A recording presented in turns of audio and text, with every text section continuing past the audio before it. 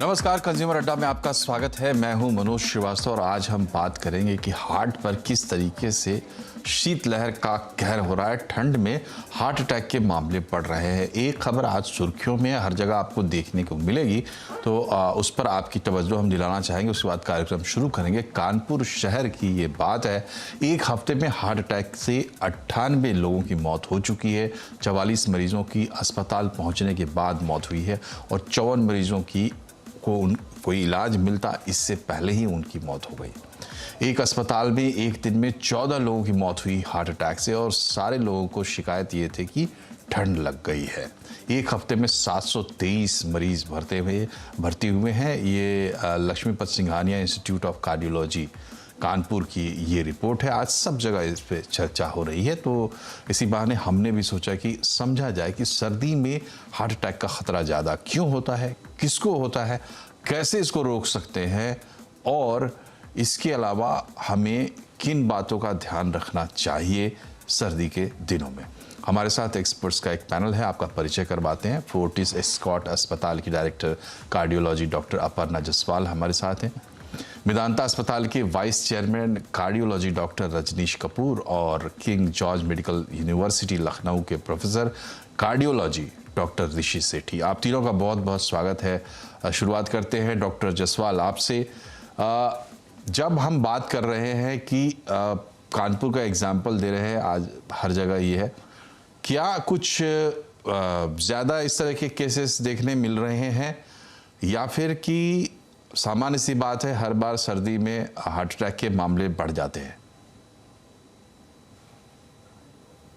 नमस्कार। एक तो बात है कि हर साल सर्दी के महीनों में हार्ट अटैक के नंबर ऑफ केसेस बढ़ जाते हैं। हाउएवर ये क्लस्टर जो हम इस बार देखने को हमें मिला है इज़ अनयूजुअल। बट ये समझने वाली बात है कि सर्दी में हार्ट अटैक के केसेस और स्पेशली अर्ली मॉर्निंग के केसेस बढ़ जाते हैं, जो कि हमारे इमरजेंसी रूम में हार्ट अटैक के केसेस आते हैं। अब ये जो कानपुर में देखा गया, ऐसा हो सकता है कि अब हम लोग ज़्यादा विजिल हैं, social media is available, as a result we are more aware. इतना क्लस्टर का देखना इज सर्टनली अनयूजुअल। पर देखो मैसेज ये है कि सर्दी के महीने में बिकॉज ऑफ मेनी रीजंस, जो आई एम श्योर हम सब इसको एलैबोरेट करेंगे, हार्ट अटैक के केसेस बढ़ जाते हैं। तो ये बताइए डॉक्टर सेठी, आप चूंकि उसी प्रदेश में बैठे हैं और जैसा कि डॉक्टर जसवाल ने कहा कि ये एक क्लस्टर थोड़ा अनयूजुअल, क्या अलग से स्टडी की इसमें मांग बनती है, ज़रूरत बनती है? जी, मैं डॉक्टर अपर्णा से पूरी तरह से रखता हूँ। उनके ऊपर जो कह रही हैं वो बिल्कुल ठीक है कि ये ज़रूर बात है कि विंटर के मंथ्स में, सर्दी में हम लोग एक थोड़ा इंक्रीज़ ऑफ हार्ट अटैक और संभवतः ब्लड प्रेशर में, हार्ट अटैक में, हार्ट फेलियर के सारे केसेस में थोड़ी सी इंक्रीज ज़रूर देखते हैं। एक पर्टिकुलर इंसिडेंट सामने आया है एक पर्टिकुलर सिटी से और एक पर्टिकुलर हॉस्पिटल से। ये शायद ओवर रिपोर्टिंग और एक ऐसी चीज़ है जिसके लिए रिसर्च तो मैं नहीं कहता, लेकिन ज़रूर हमें सर्दी को छोड़ के और चीज़ों को भी ध्यान रखना चाहिए कि और चीज़ों में भी क्या क्या चीज़ें उसको कर सकती हैं। लेकिन मेरे ख्याल से ये एक अटेंशन की ज़्यादा बात है, पर्टिकुलर उस क्लस्टर की हम बात करें। वैसे सर्दी में आपको ज़रूर अपनी हार्ट के ज़्यादा ख्याल रखना चाहिए और ज़्यादा केसेस हमें देखने को मिलते हैं।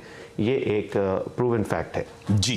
तो ये हमने बात कर ली कि एक जो ट्रिगर पॉइंट था जहाँ से हमने चर्चा शुरू की थी, उसको थोड़ा समझने की ज़रूरत थी। मेडिकल मामला है, लंबे समय में हो सकता है कि कोई अंडरलाइंग कंडीशंस वगैरह इसमें निकले। बहरहाल हमारा ध्यान उस पर नहीं है, हमारा ध्यान इस पर है कि सर्दी में हार्ट अटैक के मामले बढ़ जाते हैं, क्यों बढ़ जाते हैं। डॉक्टर जसवाल, ये बताइए कि एक तो हम लोग जनरली कहते रहे हैं कि जिन लोगों को डायबिटीज़ है, हाइपरटेंशन है या जो बुज़ुर्ग लोग हैं वो ज़्यादा वल्नरेबल है। आजकल कह रहे हैं कि नहीं, अब जवान भी सुरक्षित नहीं है। आज की तारीख में अगर हम वल्नरेबल क्लास जो तय करना चाहें अगर, तो वो कौन से लोग हैं जिनको विशेष सावधानी सर्दी में रखनी चाहिए हार्ट अटैक के लिहाज से? तो जैसे कि आपने कहा कि वो लोग जिनको ऑलरेडी रिस्क फैक्टर्स हैं, जैसे कि डायबिटीज़ हुआ, हाई ब्लड प्रेशर हुआ, पहले से किसी को हार्ट अटैक हो चुका हो या हार्ट फेलियर हो, जिसको हम कहते हैं कि अगर आपकी हार्ट की पंपिंग की क्षमता कमज़ोर है, जिसको हम इजेक्शन फ्रैक्शन ऑन एकोकार्डियोग्राम कहते हैं, अगर आप इस कैटेगरी में आते हैं सो श्योरली आपको ज़्यादा केयरफुल रहना चाहिए कि आपको फिर से हार्ट की प्रॉब्लम ना हो। ऐसा कह देना कि जो यंगस्टर्स हैं वो सेफ रहेंगे may not be right, because बहुत कुछ बदल गया है and we are all becoming aware that the young adults are also at risk. इसका कहने का मतलब ये है कि जो हम कई बार चर्चा कर चुके हैं, हम दिखते हैं कि हम हेल्दी हैं but we have to be sure am I healthy enough, जिसके लिए ये ज़रूरी है कि आप अपने ब्लड प्रेशर चेक करवाएं और देखिए कि आपका ब्लड प्रेशर टारगेट 120/80 से कम रहे, अपना ब्लड शुगर चेक करवाएं, फास्टिंग ब्लड शुगर 100 से कम रहे, अपना टोटल कोलेस्ट्रॉल चेक करवाएं, स्मोकिंग ना करें। अगर आपके लाइफस्टाइल के risk factors are well controlled then you are much lesser at risk.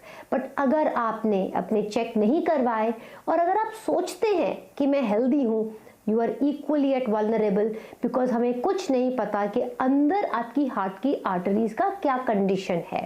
Another thing, जो वल्नरेबल पॉपुलेशन है, I take this opportunity that while हम हार्ट की बात कर रहे हैं, एंश्योर कि उनको इन्फ्लुएंजा का भी वैक्सीन साथ के साथ लगा हो, क्योंकि अगर आपको कोई वायरल इलनेस होती है आपको हार्ट अटैक होने की संभावना बढ़ जाती है। So everything has to work together and एक फोकस में बस नहीं चलना चाहिए।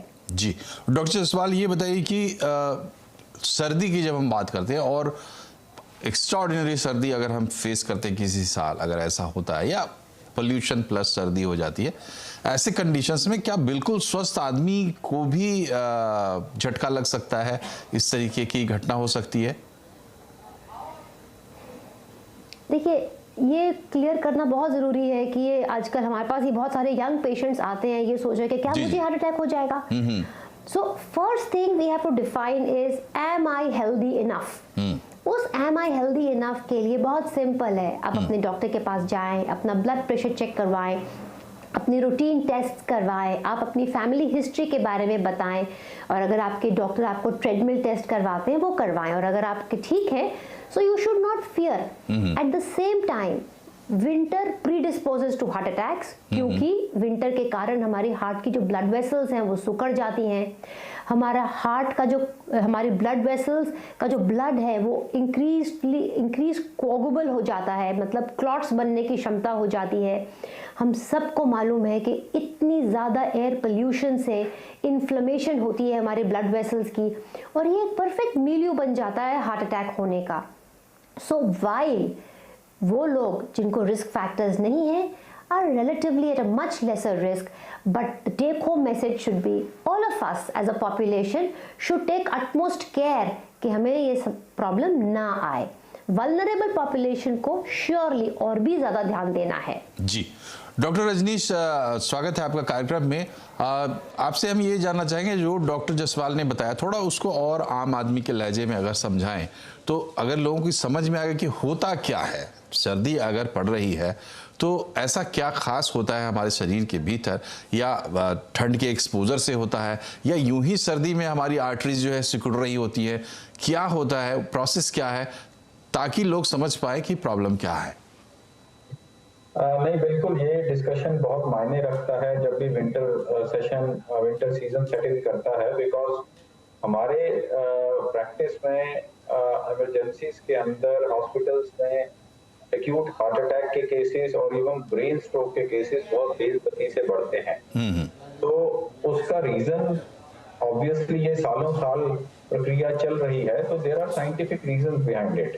तो एक तो जैसे Aparna was just mentioning that you know धमनियां सिकुड़ जाती हैं। So practically what is happening, जो विंटर सीजन है, body is trying to conserve heat. तो जो वेजो डायलेटेशन है, ब्लड वेसल्स है, अगर वो सिकुड़ेगी तभी वो हीट को कंजर्व कर पाएगी बॉडी। तो धमनियां का सिकुड़ना एक ब्लड प्रेशर बढ़ाता है। तो हमारी प्रैक्टिस में ये बहुत फ्रीक्वेंटली देखा गया है। सर्दियां आते ही जो हाइपरटेंसिव पेशेंट्स हैं उनका बीपी कंट्रोल से बाहर हो जाता है, उनको ज्यादा एंटी हाइपरटेंसिव्स की जरूरत पड़ती है। अगर वो ब्लड प्रेशर 2 दवाओं से कंट्रोल कर रहा था तो now they require another additional medication to control the BP. सो उसका रीजन भी यही है, धमनियां सिकुड़ती है, बॉडी हीट को कंजर्व करने की कोशिश कर रही है और उसके कारण ब्लड प्रेशर का बढ़ना हार्ट के ऊपर एक एक्स्ट्रा वर्कलोड जैसा है, उस पर स्ट्रेन बढ़ जाता है। जो तो नॉर्मल हार्ट है वो तो उसको सहन कर जाता है। अब जिस हार्ट के अंदर धमनियों में ब्लॉकेजेस हैं और उसके रिजर्व्स लो हैं, तो उस पे जो एक्स्ट्रा स्ट्रेन जब आता है तो वो कई बार कंट्रोल से बाहर होकर हार्ट अटैक के स्वरूप में प्रेजेंट करता है और इसीलिए हार्ट अटैक के फ्रीक्वेंसी बढ़ जाता है विंटर्स में जी। तो दिस इज वन, ये एक साइड का स्टोरी है जो सिंपल साइंटिफिक रीजन है भी क्या हुआ बॉडी के अंदर, क्या चेंजेस हुआ जिसके कारण हार्ट अटैक का चांसेस बढ़ गया, वल्नरेबिलिटी पेशेंट्स का बढ़ गया।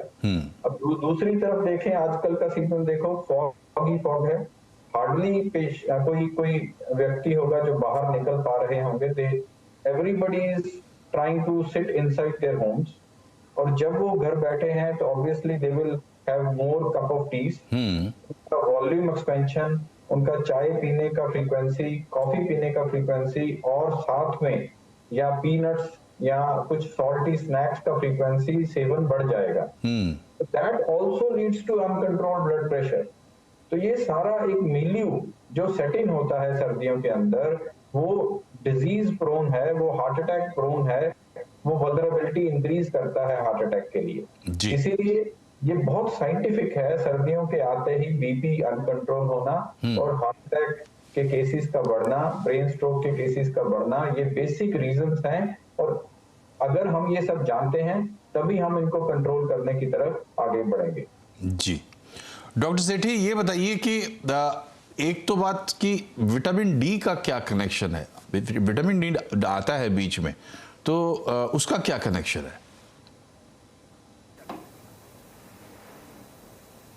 डॉक्टर सेठी, आपको मेरी आवाज मिल रही है? चलिए ये सवाल डॉक्टर रजनीश कपूर से ही ले लेते हैं। डॉक्टर कपूर बताएं, विटामिन डी का क्या कनेक्शन है? आजकल विटामिन डी एक बहुत इम्पोर्टेंट बॉडी का ऐसा कंपोनेंट माना जाता है जिस डेफिशिएंसी से बहुत सारी डिजीजेस एसोसिएटेड हैं, और उसमें कार्डियोवास्कुलर हेल्थ को देखें, अगर वेस्कुलर डिजीज माने तो वो भी विटामिन डी की डेफिशिएंसी से एसोसिएटेड है। हाँ, एसोसिएटेड जब हम बोलते हैं तो वो सीधा कारण नहीं है। Vitamin D deficiency is not a reason of development of blockages in the vascular tree, but association बढ़ जाता है और उसका रीजंस हैं बहुत सारे हार्मोनली।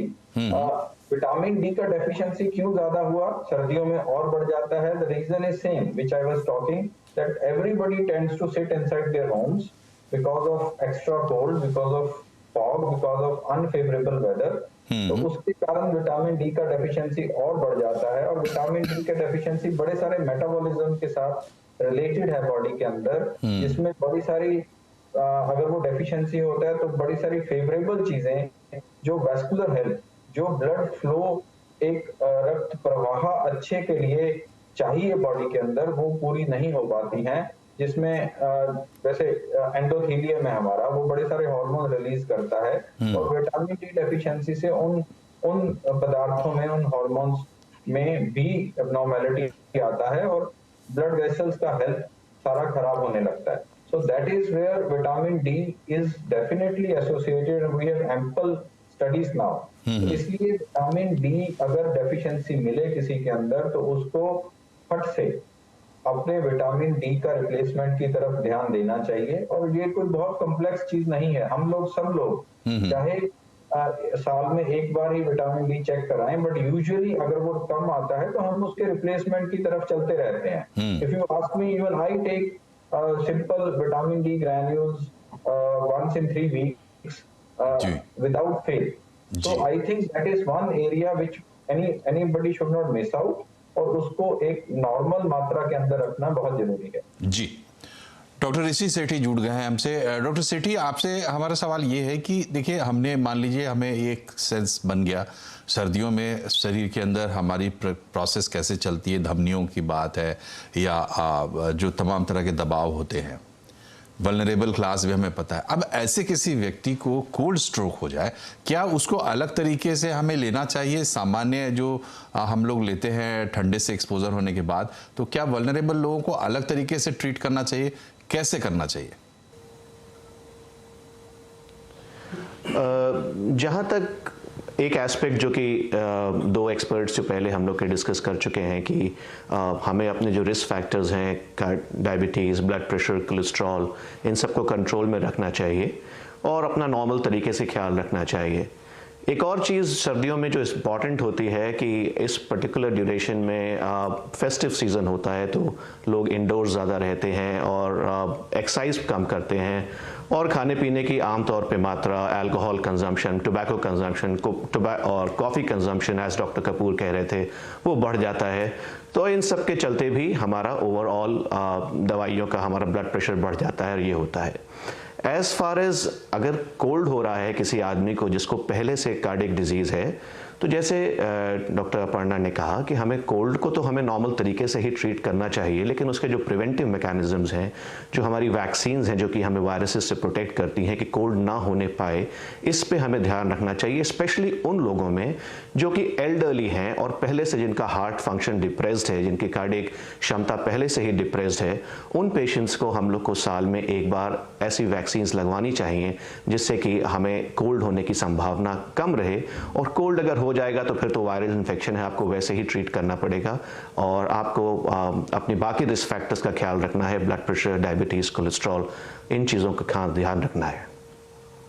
तो ये एक बुनियादी सी बातचीत आपको ये समझने के लिए कि क्यों ये सीज़न ख़ास है हार्ट डिजीज़ को लेकर और हार्ट अटैक्स का ख़तरा क्यों ज़्यादा बढ़ जाता है। यहाँ हम छोटे से ब्रेक के लिए रुक रहे हैं, लेकिन ब्रेक के बाद जब वापस आएंगे तो हम डॉक्टर से ये समझने की कोशिश करेंगे कि खुदा न खास्ता अगर हार्ट अटैक होता है, क्योंकि हमने पहले ही आपको बताया कि आधे लोग अस्पताल पहुंच पाए, आधे लोग अस्पताल भी नहीं पहुंच पाए, तब हमें क्या करना है समझेंगे छोटे से ब्रेक के बाद। ब्रेक के बाद एक बार फिर से आपका स्वागत है कंज्यूमर अड्डा में। आज हम बात कर रहे हैं कि शीत लहर किस तरीके से आपके हार्ट पर कहर बरपाती है और इसकी वजह से जान भी लोगों की चली जाती है। क्यों चली जाती है, कैसे चली जाती है, इस पर हमने काफ़ी बातचीत की और ये समझा कि क्या है इसकी वजह। लेकिन अब हम समझते हैं कि क्या इसके कुछ अर्ली साइंस होते हैं। डॉक्टर कपूर, क्या इसके कुछ अर्ली साइंस होते हैं या कम से कम अगर अटैक हो जाए तो तुरंत पता चल जाए? कैसे पता चले? बहुत महत्वपूर्ण है इसका डिस्कशन होना।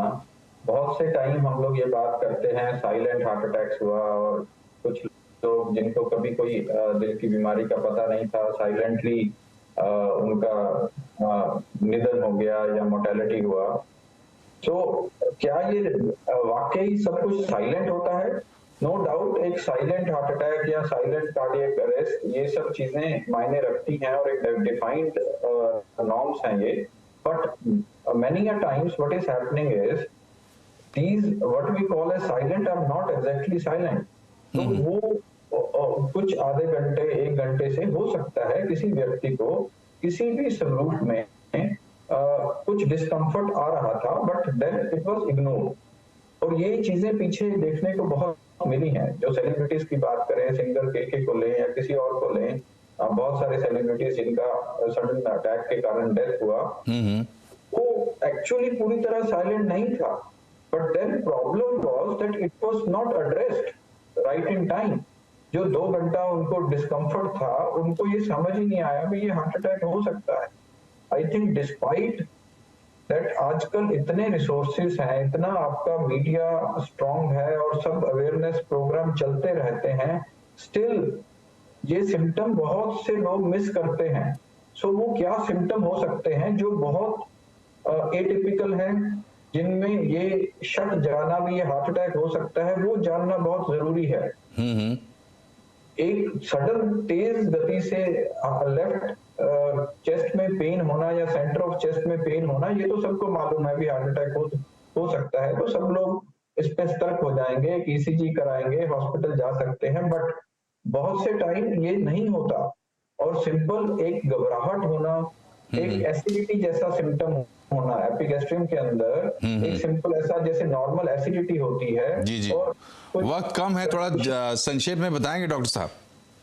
ओके, सो सिंपल एटिपिकली ऐसे एसिडिटी के सिम्टम्स होना, घबराहट होना, पसीना आना, या कुछ अच्छा नहीं लगना आधा पौना घंटा, जिसमें पेशेंट को बहुत लो फीलिंग होती है, तो ये सिम्टम्स सस्पिशियस है। कोई भी व्यक्ति जो डायबिटिक है, जिसकी फैमिली हिस्ट्री हार्ट डिजीज की है, जो स्मोकर है, अगर उनको ये सिम्टम 20 मिनट 25 मिनट तक चलते हैं तो they should be really aware of this, और एक ईसीजी जरूर कराना चाहिए। जी, वक्त कम है डॉक्टर साहब, इसलिए आपको रोक रहा हूं, और काफी आपने जो बताया साइंस, वो एक तो पेशेंट की हिस्ट्री अगर आपको मालूम है, दूसरा ये तमाम चीज़ें डॉक्टर साहब ने बताई, इनमें से कुछ भी आप नोटिस करते हैं तो ज़रूर तुरंत अलर्ट होइए और अस्पताल लेकर जाना है मरीज को। आप तीनों डॉक्टर्स का बहुत बहुत शुक्रिया हमसे जुड़ने के लिए और अपने वैल्यूएबल विचार हमारे साथ रखने के लिए। कार्यक्रम में फिलहाल इतना ही, नमस्कार।